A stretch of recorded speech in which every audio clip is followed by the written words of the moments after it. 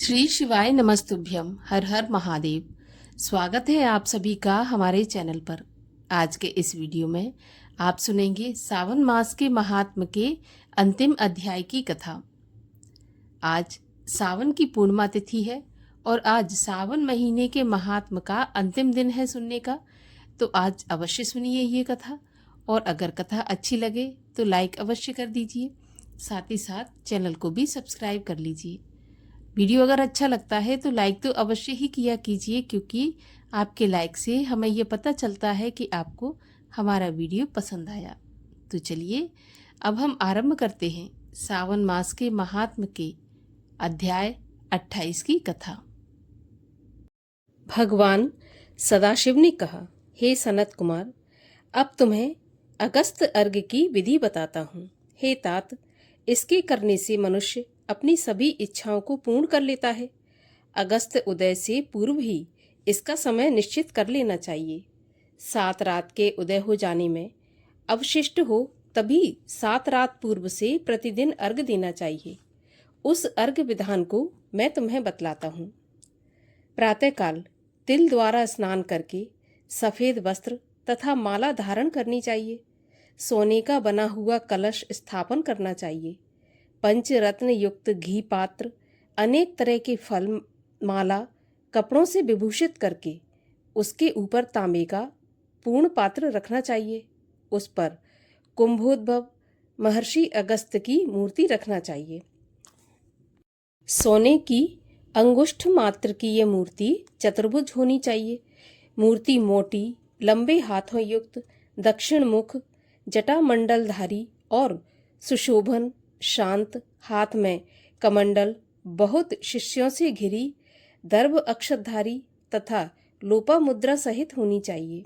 उसमें आवाहन करके गंध पुष्प आदि षोडश उपचारों से पूजन करके नैवेद्य समर्पण करना चाहिए। भक्ति पूर्वक मन से दध्योपन बलि तथा अर्घ्य देना चाहिए। उसका विधान सुनो।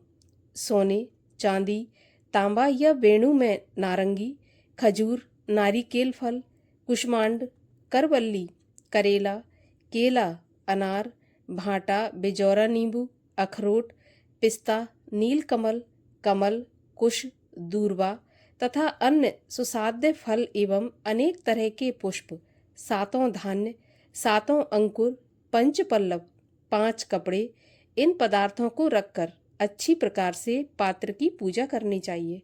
जमीन पर घुटनों के बल बैठकर पात्र को सिर में लगाकर मस्तक को झुकाकर कुंभोद्भव मुनि का ध्यान करके श्रद्धा और भक्ति सहित अर्घ्य देकर कहना चाहिए, हे रत्न वल्लभ, हे देवऋषि, हे लंकावास, आपको नमस्कार है।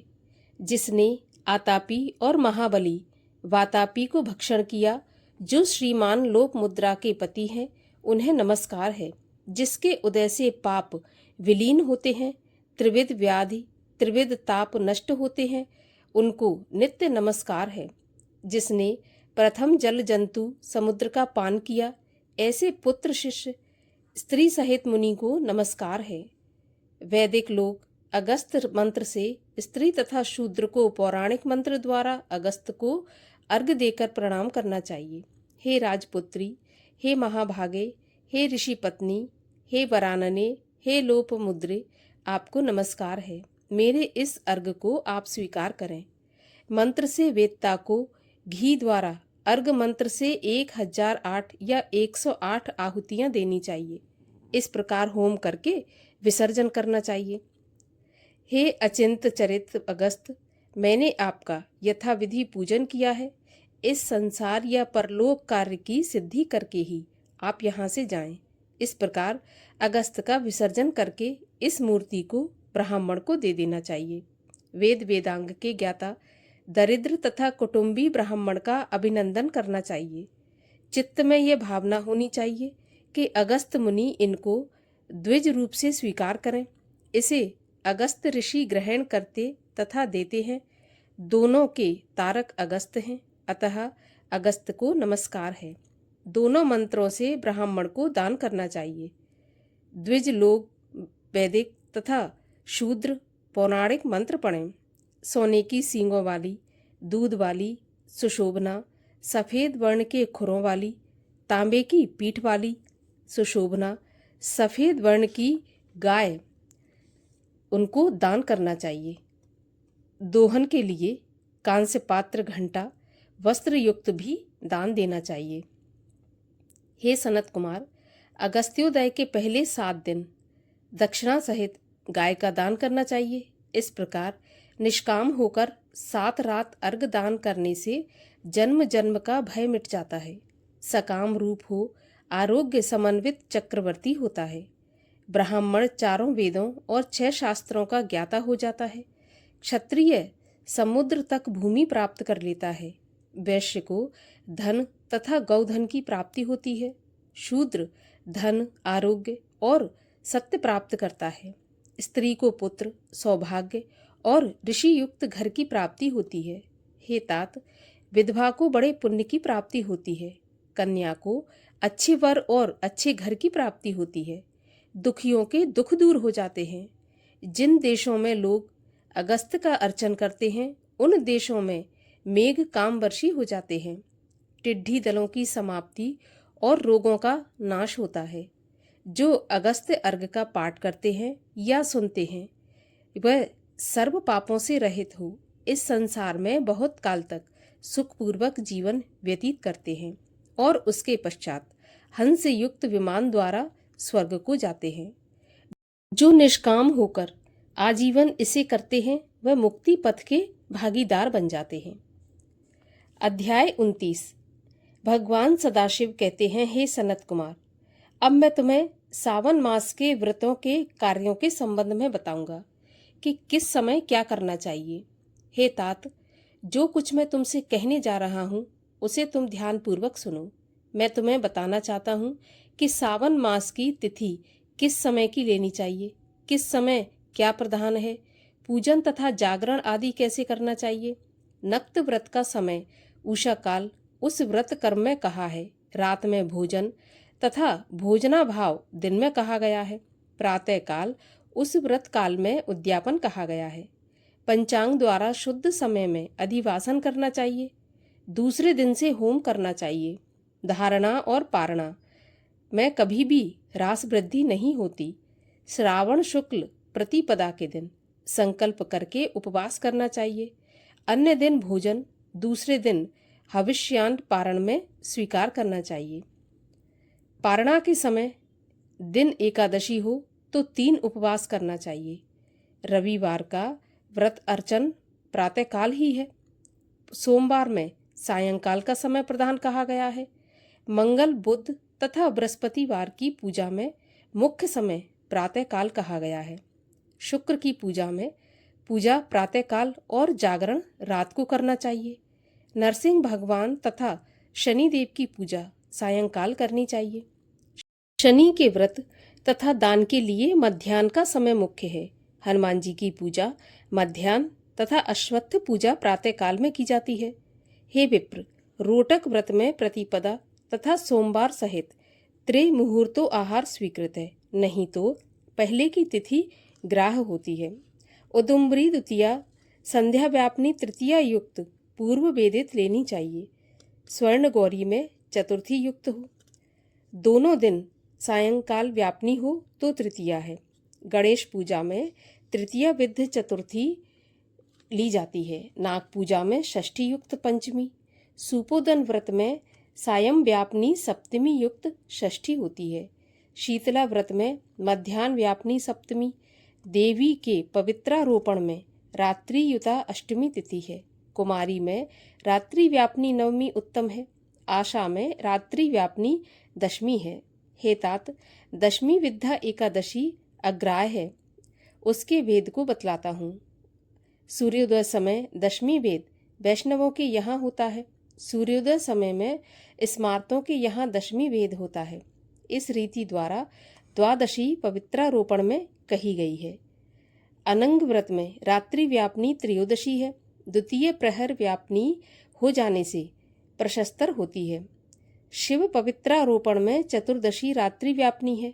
अर्धरात्रि व्यापनी ज्यादा उत्तम बताई गई है। उपाकर्म तथा उत्सर्ग में पूर्णिमा और श्रवण नक्षत्र ग्राह्य है। यदि अन्य दिन पूर्णिमा 3 मुहूर्त में है तो व्रत दूसरे दिन करना चाहिए, नहीं तो ऋग्वेद शाखा वालों को पहले दिन करना चाहिए। तैत्तिरीय शाखा वाले यजुर्वेदियों को अन्य दिन पूर्णिमा 3 मुहूर्त में रहने पर भी उपाकर्म और उत्सर्ग दोनों पूर्व ही करने चाहिए। पूरे दिन पूर्णिमा तथा श्रावण नक्षत्र एक मुहूर्त उत्तर संबंध हो तो अन्य 2 दिन मुहूर्त के अंदर पूर्णिमा श्रवण नक्षत्र समाप्त हो तो पूर्व दिन करना चाहिए। अपराह्न काल में सामवेदियों को हस्त नक्षत्र अपराह्न काल व्यापनी हो तो पहले दिन करना चाहिए। उपाकम उत्तर सभादीप करना चाहिए।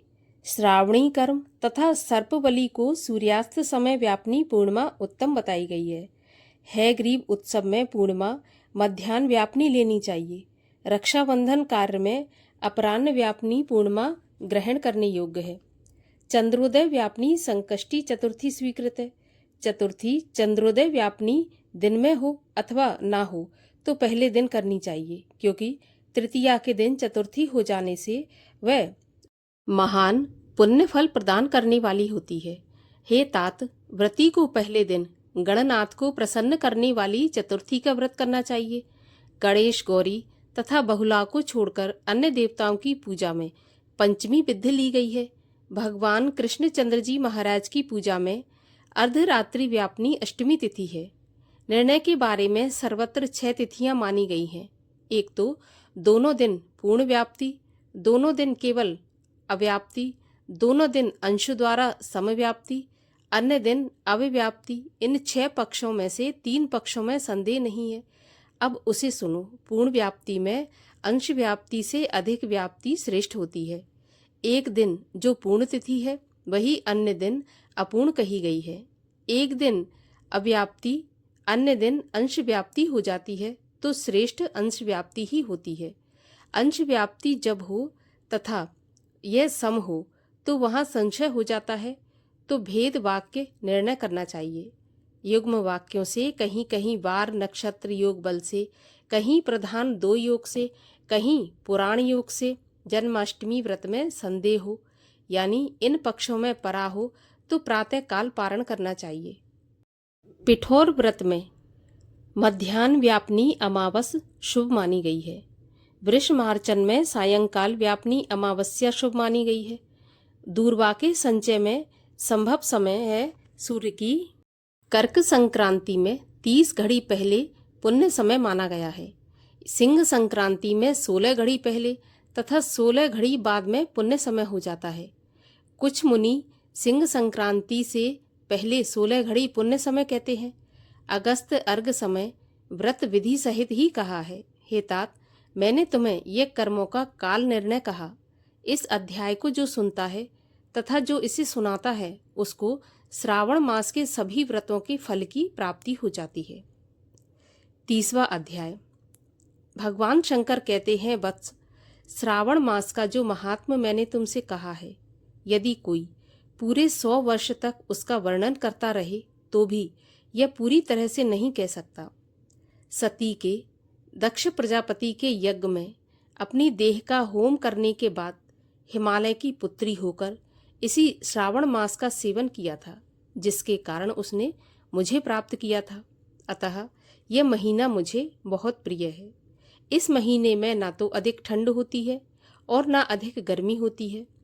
इस श्रावण मास में राजा और प्रजा दोनों को ही अपनी देह में वैदिक मंत्रों द्वारा सफेद भस्म लगानी चाहिए या जल मिश्रित 12 त्रिपुंड मस्तक पर, छाती, नाभि, भुजाओं, दोनों कूल्हों, दोनों कंधों, सिर, कंठ और पीठ में मान स्तोके इस मंत्र से धारण करते हैं। सद्यो जातादि इससे या षड अक्षर मंत्र से सर्वांग में भस्म लगानी चाहिए। शरीर में 108 रुद्राक्षों को धारण करना चाहिए। 32 रुद्राक्ष कंठ में, 22 मस्तक में, 12 दोनों कानों में, 24 दोनों हाथों में, 8 दोनों भुजाओं में, 1 भाल में और 1 शिखाग्र भाग में धारण करना चाहिए। इस प्रकार 108 रुद्राक्ष अपनी देह में धारण करके मेरी पूजा करना चाहिए। नमः शिवाय पंचाक्षर मंत्र का जाप करना चाहिए। हे वत्स, ऐसा करने से सावन महीने में हमारा ही स्वरूप व्याप्त है, इसमें संदेह नहीं है।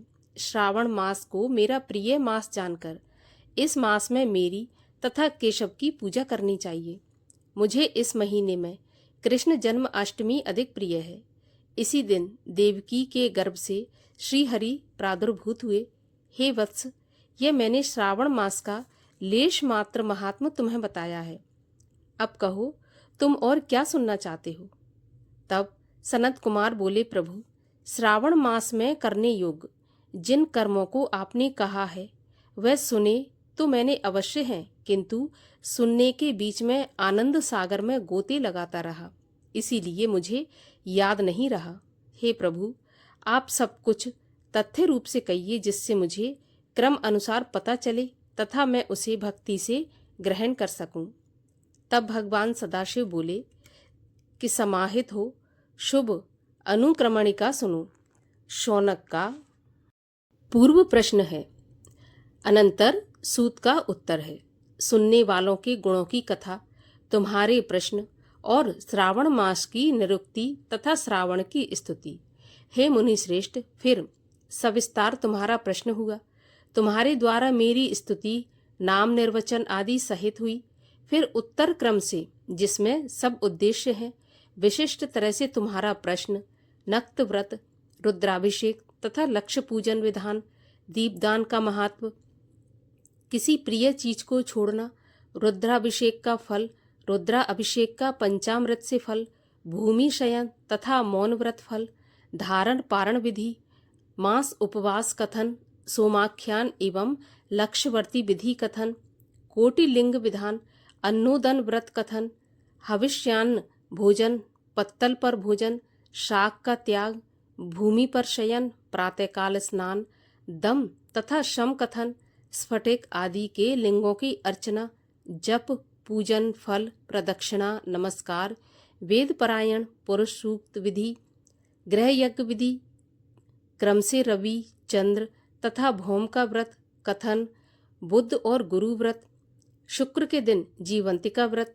शनि के दिन नरसिंह व्रत, शनि, हनुमान और पीपल व्रत कथन, रोटक व्रत तथा औदुंबर व्रत महात्म, स्वर्ण गौरी तथा दूर्वा गणपति व्रत कथन, पंचमी में नाग व्रत, षष्ठी को सुपोदन, सप्तमी को शीतला व्रत तथा पवित्रारोपण विधि, नौमी को दुर्गा कुमारी पूजा, दशमी को आशा व्रत, एकादशी व्रत, द्वादशी विष्णु प्रीत्यर्थ पवित्रारोपण, त्रयोदशी को कामदेव व्रत, चतुर्दशी को शिव प्रीत्यर्थ पवित्रारोपण, पूर्णिमा को उपाकर्म, उत्सर्ग तथा श्रावणी कर्म विधि, सर्प बलि, हैग्रीव जयंती महोत्सव, सभादीप, रक्षाबंधन तथा गजानन का संकट नाशन व्रत, श्री कृष्ण जन्माष्टमी व्रत एवं कथा विधि, पिठौर व्रत, पोला संज्ञक वृषभ व्रत, दर्भ संग्रह, नदियों का रजस्वला काल, सिंह की संक्रांति में गौ प्रसव होने पर अनिष्ट शांति, कर्क सिंह सावन में दान, स्नान युक्त मास महात्म, श्रवण एवं कथन, व्यास की पूजा, अगस्त ऋषि अर्घ्य विधि, कर्म तथा व्रतों के फल का निर्णय एवं मास के महात्म को सुनने से मास के समस्त व्रतों के फल का भागी होना है। हे सनत कुमार, तुम अपने मन में इसी क्रम को ग्रहण करो। जो प्राणी इस अध्याय को सुनता है वह पूरे मास के व्रतों का फल अनायास ही प्राप्त कर लेता है। हे विपेंद्र, प्राणी इस मास के किसी एक व्रत को करने से मुझे सबसे प्रिय हो जाता है। सूत जी ने शौनक आदि ऋषियों से कहा कि हे ऋषि वृंद, सनत कुमार, श्रावण मास की स्तुति करके और देवादिदेव महादेव भगवान श्री सदाशिव का अपने हृदय में स्मरण करते हुए उन सब ऋषियों की आज्ञा लेकर अपने आश्रम को प्रस्थान कर गए। इस अद्भुत रहस्य को आप भी हर किसी से नहीं कहना, यह तो आप सबको उचित पात्र जानकर ही मैंने प्रकट कर दिया। इसी के साथ सावन मास के महात्म का समापन होता है। बोलिए हर हर महादेव।